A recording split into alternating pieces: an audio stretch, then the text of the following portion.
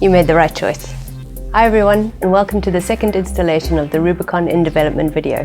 As you can see, we have a brand new character selection screen, which gives you an overview of everything that your characters are doing. Now you can have a look at not just how much time is left in their training queues, but what skills they're training, what ships they're in, where they are, and the ISK that they have available. Also, down at the bottom of the screen, you'll be able to see a few changes that we've made to the redeeming system. We hope you like it. One of my favorite features for the new Rubicon expansion is the new siphoning unit. It allows entrepreneurs, such as myself, to earn a bit of extra cash. Just place one of these bad boys next to a production facility and it will suck the contents right into its cargo hold. And now for the tricky part. I have to go right up close and collect the goodies. Decloaking. Contacts. 3 contacts warping in. Oh, well. What do we have here? Hey, it seems we may have a little misunderstanding here. Misunderstanding, you little prick. You've been stealing from us for 3 days now. Yeah, you shit. This is what happens when you take our space money. Come on, guys. We all have mouths to feed, right?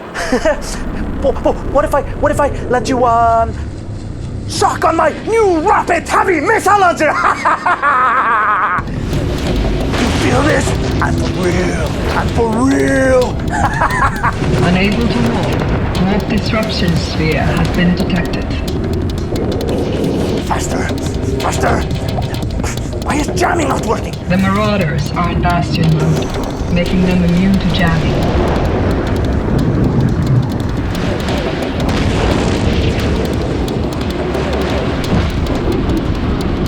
Do you like that? Contacts. 2 more contacts are warping in. So I hear you guys caught this siphoning sucker. Yeah, where is that little piece of shit? Shield at 0%. Armor critical. Almost there. He's getting away. After him. Sphere clear. Ready to warp. Warping! Adios, suckers! Warp initiated. Don't worry, leave him to us.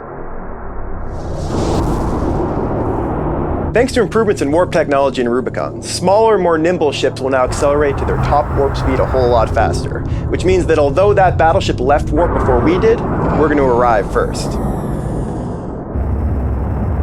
3, 2, 1... Bombs away! Incoming bombs detected. How's this feel? Goodbye.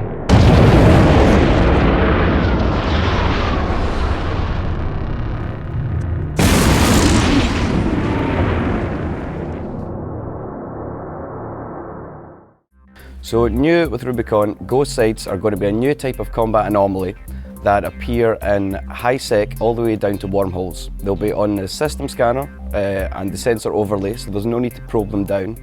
And once a player enters a ghost site, a hidden timer starts. And basically there's 4 containers within all ghost sites, and you have a limited amount of time to hack into these containers. You can use a relic and a data analyzer to access these containers, and also we have removed the loot spew mechanic, so that should make some players quite happy. Once the timer for the ghost site finishes, the NPC faction for that specific ghost site will then warp in and destroy the rest of the containers. All containers, upon hacking failure and general destruction, will cause an AoE blast damage, which can be quite significant with scales from high sec all the way down to wormhole, so the sites will get progressively harder. So players will not only have to contend with failing the hacking minigame and receiving damage, they'll also have to contend with the NPCs that warp in, which can be quite nasty, and they'll also have to deal with fellow capsuleers and the rush to get into the ghost sites quickly. As I said, they're very limited time, so it's going to be quite difficult and a bit of a gold rush, but it should be quite fun. Inside the actual containers themselves, if you successfully hack one, we have the building materials for Eve's very first player-created implant set, which is the Ascendancy warp speed implants. So you get low-grade and high-grade implants as well. So hopefully the materials are good enough for players to run these ghost sites. We're adding 2 new ships for the Sisters of Eve faction, which is a faction that hasn't had ships before. The Astero is a new frigate, the Stratios is a new cruiser. They're both built around the idea of exploration and long deployment. so they can both fit covert ops cloaks, which is something that no other Tech 1 ship can do. They both have probing and hacking bonuses, and they're both built around sustainable weapons, so they focus on drone damage, laser damage, and they have really large cargo bays and drone bays so that they don't have to go back to stations to reload very often. They also have armor resistance bonuses, which makes them better at running sites and at PvPing as well, so they're going to be pretty fierce no matter how you use them. They can both be attained through Sisters of Eve loyalty points. The price varies depending on where you go. In high sec from the main Sisters of Eve Corp, they're a little more expensive than if you go out into null sec and get them through the Sanctuary LP, which is the corp that actually invented the ships.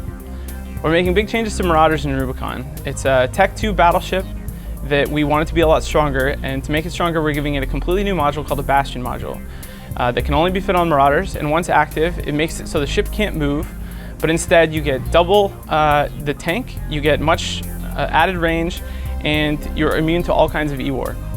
While they're not in Bastion mode, they're a lot like they used to be, but they get a hugely reduced timer on micro jump drives.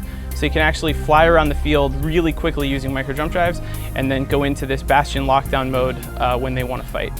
Should be a really interesting change, and we're really excited to see what players do with it.